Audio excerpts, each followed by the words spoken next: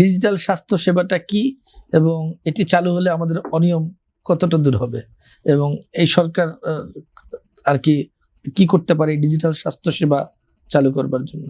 আসলে ডিজিটাল স্বাস্থ্যসেবা হচ্ছে অত্যন্ত প্রাথমিক একটা ব্যবস্থা, ঠিক আছে? আপনার প্রাথমিক কিছু প্রশ্ন, ঠিক আছে, আমার এরকম হচ্ছে আমি কোন ডাক্তারের কাছে যাব, কোন বিভাগের ডাক্তারের কাছে যাব, হ্যাঁ, বা আপনি কিছু হেলথ টিপস তার কাছ থেকে নিতে পারবেন, কিন্তু তার বেশি কিছু কিন্তু এই মুহূর্তে অ্যাভেলেবেল নাই আর কি।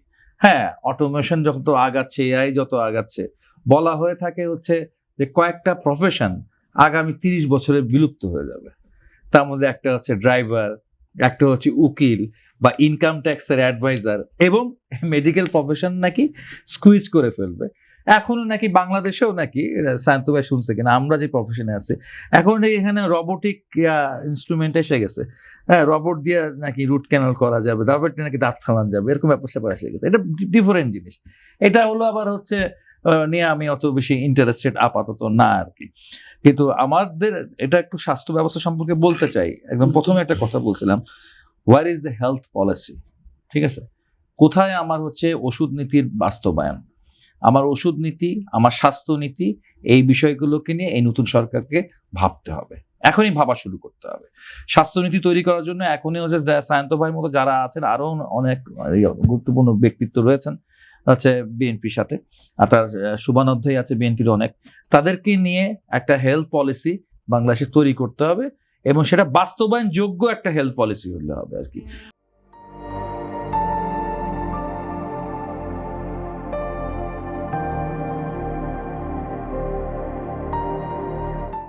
আমরা অনেক সময় রাজনীতিবিদরা এমন অনেক কথা বলি যা হচ্ছে বাস্তবতার সাথে খাপ খায় না, যায় না। কিন্তু হেলথ হচ্ছে এমন একটা জায়গা, এখানে আসলে লিপ সার্ভিস দিয়ে কোনো কাজ হবে না। এটা খুব রিয়েলিটির একটা জায়গা, খুব নিঠুর বাস্তব একটা জায়গা। এখানে শুধুমাত্র লিপ সার্ভিসের কাজ হবে না, শুধুমাত্র স্বপ্ন দেখালে হবে না ইউনুসের মতো। বাস্তবে ইউনুসের ওই বলে না 3-0 থিওরি, ওই 3-0 থিওরির জন্য পৃথিবী বসে নাই। ওই 3-0 সারা জীবনই উনি বলে যাবেন, সারা জীবনই উনি বলে যাবেন, দারিদ্রতাকে তিনি মিউজিয়ামে পাঠাবেন। কিন্তু আমি যদি এখানে বসে, বা আমাদের দেশের স্বাস্থ্যমন্ত্রী বলে যে আগামী 1 বছরের মধ্যে আমি অমুক রোগকে মিউজিয়ামে পাঠাবো, এবং সেটা যদি উনি না করতে পারেন, তার কিন্তু বিনিময়ে অনেক মানুষের জীবন নাশ হবে আর কি। ফলে এটা খুবই ক্রুড রিয়েলিটি।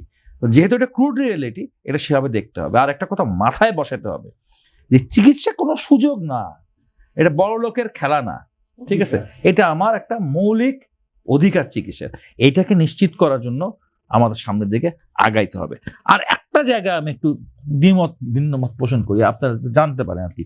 আমাদের সায়ন্ত ভাই যে ইউনিভার্সিটিতে আছেন আর কি, যেখানে আছেন আর কি, বাংলাদেশ মেডিকেল ইউনিভার্সিটি, এবং সেই বাংলাদেশ মেডিকেল ইউনিভার্সিটিতে তার টেকনোলজি সে এতটাই ডেভেলপড, বাংলাদেশ মেডিকেল ইউনিভার্সিটি তার ডায়াগনোসিসের অনেক কিছুতে এতটাই ডেভেলপ, এত ভালো মেশিন ওখানে আছে, এত ভালো টেকনোলজি ওখানে আছে, বাংলাদেশে কোনো প্রাইভেটে তা নাই। এবং এখানকার যারা চিকিৎসক ওনারা আছেন, তাদের যে কোয়ালিটি, ঠিক আছে, তাদের যে কোয়ালিটি, এই কোয়ালিটি হচ্ছে প্যারালাল হচ্ছে বাংলাদেশের যে বড় বড় তারকা খচিত হাসপাতাল, সেখানেও নাই। খালি ওই জায়গাটা পরিসরটা ছোট, ঠিক আছে, অনেক বেশি রোগীকে তাদের মোকাবেলা করতে হয়। ওনার যে ডেন্টাল ডিপার্টমেন্ট বা ওনার যে ম্যাক্সিলোফেশিয়াল সার্জারি ডিপার্টমেন্ট, সেখানে যেই পরিমাণ রোগীর প্রেশার, ঠিক আছে, ওই পরিমাণ রোগীর যতগুলো সেবা ওনারা করতেছেন, আপনার যে যত সব বড় বড় তারকা খচিত হাসপাতাল আছে, সবকটা মিলেও ওই ডেন্টাল ডিপার্টমেন্টের এত সেবা সবকটা মিলেও করতে পারে না, এত সংখ্যক রোগীকে সার্ভ করতে পারে না। তার সেবার সংখ্যক যে সংখ্যক রোগী, ওইটা সারা স্টারে দিলে 1 বছর ধরে অতগুলো রোগী করে। ইতিমধ্যে আমরা চ্যাম্পিয়ন, ইতিমধ্যে আমাদের পাবলিক খাতে বা আমাদের সরকারি খাতে যে সেবা হচ্ছে, এটা নেগেটিভ দিকগুলো আমরা জানি, কিন্তু এটা যে পজিটিভ দিক আছে, এখানে মেধার ব্যাপার আছে, পজিটিভ দিক আছে। ঢাকা মেডিকেলে সমস্ত বাংলাদেশ থেকে ঢাকা মেডিকেলে হচ্ছে রোগী আসে, অন্য কোনো হাসপাতালে যায় না, এবং প্রত্যন্ত অঞ্চল থেকে ঢাকা মেডিকেলে পাঠায়। আমার কাছে রংপুর মেডিকেল বলি, এরপর মেডিকেল কলেজ, ছোট মানুষ হিসেবে ঢাকা মেডিকেলে, এবং ঢাকা মেডিকেলে সবাই জানে যে তাকে কোনো রোগী ফিরায় না। একটা ছোট্ট এক্সাম্পল, আমার একটা ছোট সাজেশন আছে, শান্ত ভাই বলেন। সে ছোট সাজেশনটা হচ্ছে, এই বাংলাদেশ মেডিকেল ইউনিভার্সিটির মতো করে এরকম পাবলিক মেডিকেল হাসপাতাল, মানে ইউনিভার্সিটি, এই রিসার্চ সেন্টার যেটা একসময় ছিল IPGMR, এইটি আমার মনে হয় বিভাগীয় শহরগুলোতে বিস্তার ঘটানো দরকার, ঠিক আছে? যদি বিভাগীয় শহরগুলোতে IPGMR করে দেওয়া হয়, তাহলে আরো বেশি দক্ষ যেমন চিকিৎসক আমরা উৎপাদন করতে পারবো, ঠিক আছে, আমাদের কোনো দরকার নেই সিঙ্গাপুরে যাওয়ার, আমাদের দরকার নাই চায়না যাওয়ার, আমাদের দরকার নাই ভারতে যাওয়ার। ভারতের চিকিৎসা ব্যবসা তো আমার দেশের মানুষ দিয়ে হয়, এবং এখন দেখবে তারা টুরিস্ট ভিসা দেয় না, চিকিৎসা ভিসা দেয়। আমাদের দেশে কি পরিমাণ টাকা ভারতে চলে যায়, ড্রেন হয়ে যায় শুধুমাত্র চিকিৎসার জন্য। সেটি হচ্ছে রাজনীতি নিয়ে অনেক কথাবার্তা হয়, স্বাস্থ্য খাতে অনেক রাজনীতির প্রভাব আমরা অতীতে দেখেছি, এখন কেমন দেখছেন?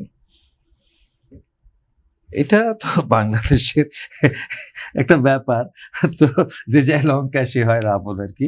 তো আমার একটা মজার ব্যাপার আছে, তোমাকে বলি সংক্ষেপে 2 মিনিট শেষ করতে হবে। আমরা 2 আমল দেখছি, তো মানে আমাদের ছাত্র জীবনে আমরা বিএনপির আমল দেখছি, আবার আওয়ামী লীগের আমল একটু দেখছিলাম আর কি। আওয়ামী লীগের আমল দেখছি, তারপর বিএনপি আওয়ামী লীগ বিএনপি দুটো আমল দেখছি। আমার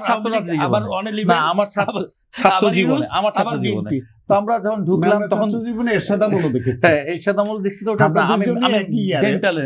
আমরা এরশাদ আমল দেখছি ম্যাট্রিকের সময়, ম্যাট্রিক না, আমরা ক্লাস 10-এ পড়তে এরশাদের পতন করছে আর কি। তো আমি যেটা বলতেছি সেটা হচ্ছে আমরা যখন ঢুকলাম, তো ঢুকার পর আমরা দেখলাম যে সবাই হচ্ছে গিয়ে তখন হচ্ছে গিয়ে ড্যাব হচ্ছে, কদিন পর দেখলাম সবাই সাচিব হয়ে যাচ্ছে, তারপর আবার দেখলাম সবাই ড্যাব হয়ে যাচ্ছে, সবাই ড্যাব হয়ে যায়, আবার সবাই সাচিব হয়ে যায়।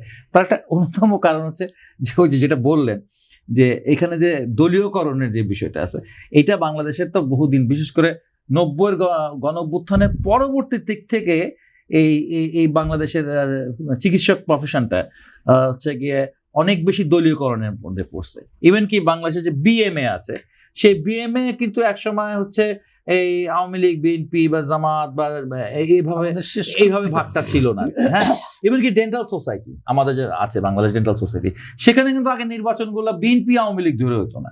হ্যাঁ, এটা রাজনীতি বাইরে গিয়ে সেখানে মানে কমিটিগুলো গঠিত হইতো এবং সাধারণ মানে সদস্যদের ভোটে নির্বাচিত হতো। এই জায়গাগুলো দলীয়করণ হয়েছে এবং চরম দলীয়করণ কাহাকে বলে, কত প্রকার ও কি কি, সে চরম বিকাশ ঘটেছে হচ্ছে আওয়ামী লীগ আমলে আর কি। তো সেইখান থেকে বের হয়ে আসলে কত আসতে পারবো, হুট করে আসা সম্ভব না।